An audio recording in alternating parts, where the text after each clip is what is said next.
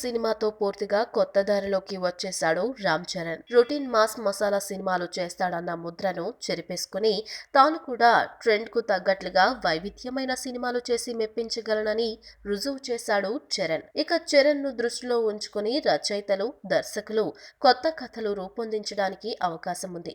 ధృవ తర్వాత సుకుమార్ లాంటి విలక్షణ దర్శకుడితో సినిమా చేయబోతుండటంతో చరణ్ కు మరింత క్లాస్ ఇమేజ్ వస్తుందని భావిస్తున్నారు. విశేషం ఏమిటంటే సుక్కు సినిమా తర్వాత చేయబోయే ప్రాజెక్ట్ కూడా వైవిధ్యంగానే ఉండబోతున్నట్లు తెలుస్తుంది. సుక్కు సినిమాతో పాటే ఇంకో 2 ప్రాజెక్టులకు కమిట్ అయ్యానని ఈ మధ్య చరణ్ తెలిపిన సంగతి తెలిసిందే.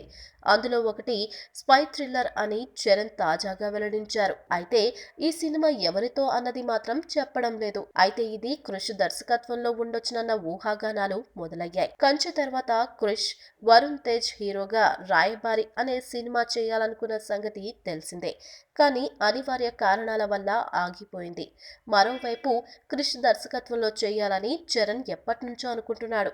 ఈ నేపథ్యంలో ఈ ఏడాది రెండో అర్ధంలో వీరిద్దరూ జతకట్టే అవకాశం ఉందని, వరుణ్ తేజ్తో చేయాలనుకున్న రాయబారినే చరణ్తో క్రిష్ చేస్తాడని, ఇదే చరణ్ చెబుతున్న స్పై థ్రిల్లర్ అని గుసగుసలు వినిపిస్తున్నాయి. మరోవైపు గౌతమ్ మీనన్తో చేయాలనుకున్న సినిమానే ఇది అన్న మరో వాదన కూడా ఉంది. ఇంకొన్ని రోజుల్లో దీనిపై ఒక క్లారిటీ రావచ్చేమో. ఈ వీడియో మీకు నచ్చినట్లయితే సబ్స్క్రైబ్ చేయండి. ఫిలిమి స్టార్స్ బోలెడంత న్యూస్ బోల్డ్గా.